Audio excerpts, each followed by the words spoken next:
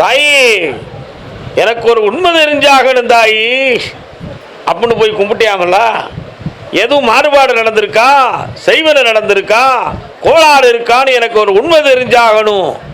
எனக்கு ஏன் இந்த பிரச்சனை, டாக்டர்கிட்ட பார்த்தாலும் மாத்திரை வாங்கி சாப்பிட்டாலும் இந்த வரியெல்லாம் தீர மாட்டுக்கு, எனக்கு ஒரு உண்மை தெரிஞ்சான். நீங்கள் முதல் மரியாதை பட வசனம் சொல்லி நினச்சிக்கிட்டீங்களோ நீங்கள் எல்லாம் அப்படி மனது சொல்லுது. உண்மையா இல்லையா மகளே? செய்வன கோளாறு இல்லை, கிரக கோளாறு. உன் பிள்ளையினுடைய வாழ்க்கையை நினைச்சு வேதனைப்பட்டு ப்ரெஷர் கூடி ஒரு பக்கத்து நரம்பு இழுத்துருச்சு. சில சமயத்தில் சாப்பிடாமலே இருந்து வயலெல்லாம் ஊதிக்கிடுச்சு. இந்த படபடப்பெல்லாம் நடக்கும். இந்த நோயை தீர்த்து வெற்றியாக்கி தந்தால் போதுமா? கால் வந்துட்டுவான். எங்கே இருக்கா பையன்? திருமணமா திருமணமா தெருவினிலே ஊர்வலமா, ஊர்வலத்தின் நடுவினிலே ஒரு தீ வருவாளாம். உன் பையனுக்கு கல்யாணம் ஆயிடுதாப்பா? அதுக்காக அந்த பிள்ளைய நீங்கள் எதுவும் தப்பா எதுவும் பேசுனீங்களா? ஓ யார்கிட்ட போய் சொல்லுத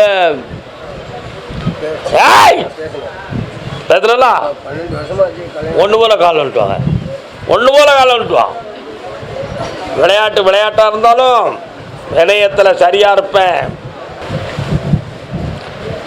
கணவன் மனைவி 2 பேரையும் திருக்கடையூர் அன்னை அபிராமியை போய் கும்பிட்டு வர சொல்லு. அமிர்த கடையீஸ்வரருக்கு அர்ச்சனை செய்ய சொல்லு. காலசம்காரமூர்த்திக்கு பூமாலைகள் எடுத்து சுட்டி புண்ணியமாக அர்ச்சனை செய்து அங்கு கொடுக்கின்ற விபூதியவும் என் தாய் அபிராமி கொடுக்கின்ற குங்குமத்தையும் வாங்கி இங்கே கொண்டு வா.